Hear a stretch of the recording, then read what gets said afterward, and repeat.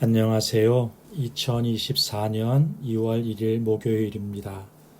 오늘 함께 묵상하실 말씀은 신명기 16장 18절부터 17장 13절까지의 말씀이고요. 제목은 공의로운 하나님, 정의로운 사회입니다. 네, 16장 전반부에서는 절기에 대해서 말씀하셨죠.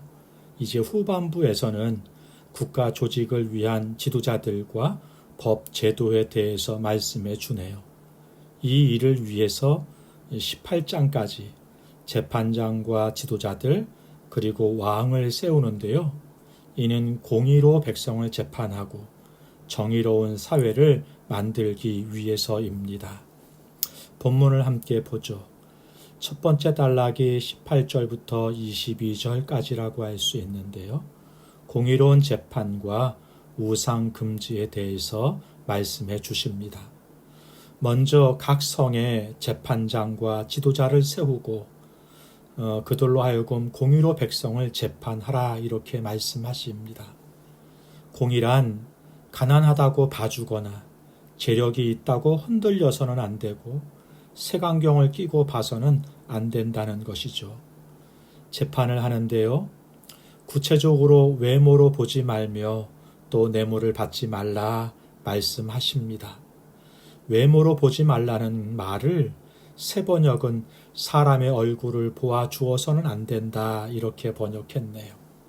내가 아는 얼굴이라고 봐주고 사람에 따라 기준이 흔들려서는 안 되는 것이죠.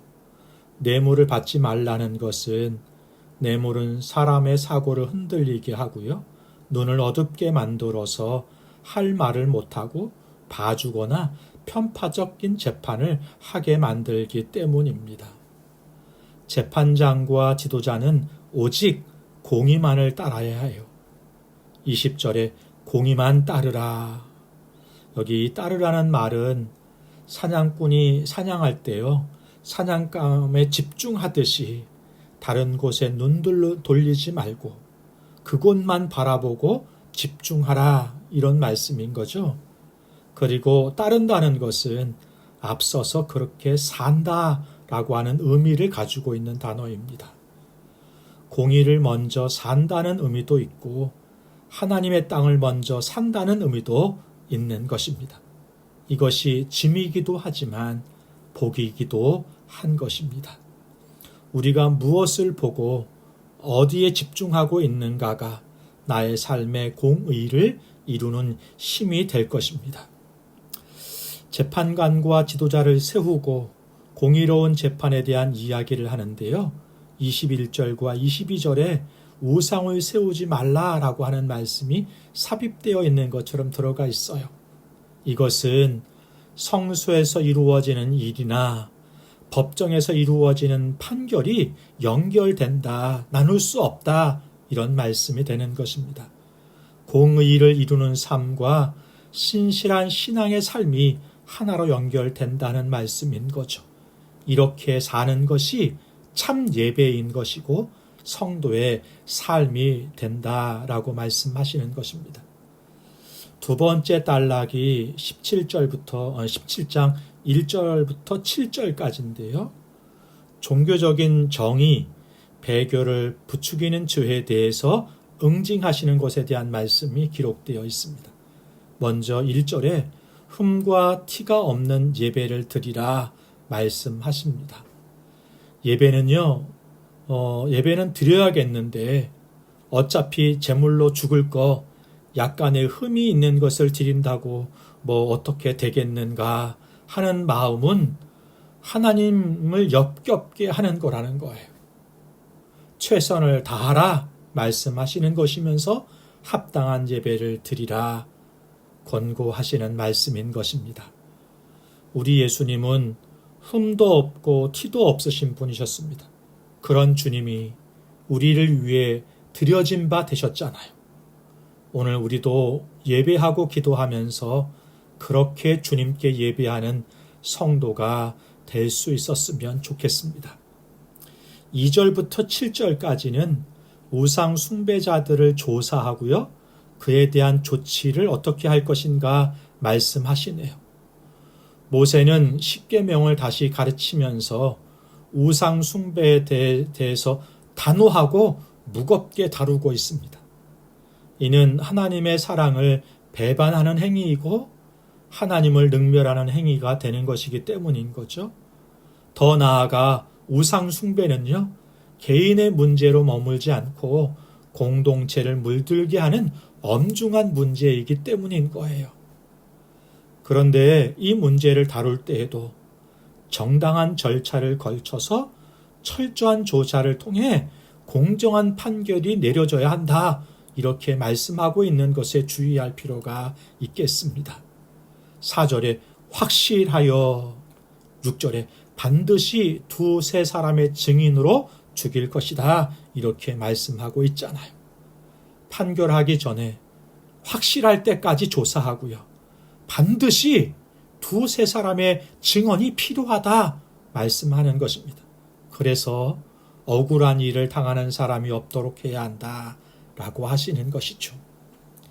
세 번째 단락이 8절부터 13절까지인데요. 지방법정과 중앙법정 권위에 대해서 말씀해 줍니다. 판결이 어려운 문제들이 있을 수 있잖아요. 또 서로 잘못을 인정하지 않고 다투는 경우도 있잖아요. 이럴 경우엔 하나님이 택하신 곳으로 올라가서 레위인 제사장과 재판장에게 묻도록 하셨습니다. 하나님이 세우신 지도자들을 찾아가서 도움을 받으라 권면하는 것이죠. 9절에 가르치다 라는 말, 야라라는 말이 쓰여졌는데요. 이 말은 토라, 율법과 함께 사용되는 단어예요.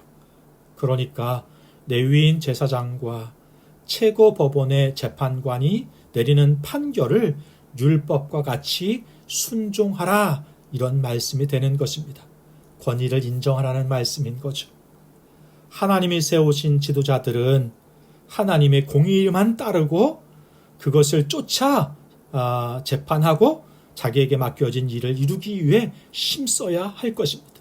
그리고 백성들과 성도들은 공동체를 세우기 위해 세우신 그 지도자들을 신뢰하는 것, 이것이 하나님이 세우신 권위와 질서에 순종하는 것이 되는 것이죠. 물론 불의하고 불법하는 지도자는 경계해야 합니다. 그렇지만 모든 지도자들의 권위를 부정하는 일은 하나님이 세우신 질서를 허무는 것이 될 것입니다. 최종 판단과 최종 권위는 하나님과 하나님 말씀에 있습니다. 우리의 공동체가 바로 서기 위해서 말씀의 법이 바로 세워지는 삶과 공동체가 될 수 있도록 함께 기도하고 순종하는 우리 오늘 하루가 되기를, 그리고 우리의 모두의 삶이 될 수 있기를 주님의 이름으로 축복합니다. 기도하겠습니다. 좋으신 하나님 아버지, 세우신 지도자들이 하나님의 공의를 따르게 하여 주옵소서. 자신의 부귀와 영화를 위함이 아니라 하나님의 뜻을 이루고 하나님의 다스리심이 임하기 위해 헌신케 하여 주옵소서. 세우신 공동체에 주님의 공의와 사랑이 발현되고 심겨지게 하옵소서. 이를 위해 헌신하고 4절에 확실하여 6절에 반드시 두세 사람 증인으로 이렇게 할 것이라고 말씀하신 것처럼 하나님, 판결하기 전에 우리가 확실하게 조사하게 하시고 살피게 하시고 돌아볼 수 있게 하여 주옵소서. 그래서 하나님, 한 생명 한 생명을 소중히 여기고 섬기며 주의 공의와 정의를 이루어가는 공동체와 우리의 사회를 만들어갈 수 있는 우리 모두가 되게 하여 주옵소서. 예수님의 이름으로 기도하옵나이다. 아멘. 감사합니다.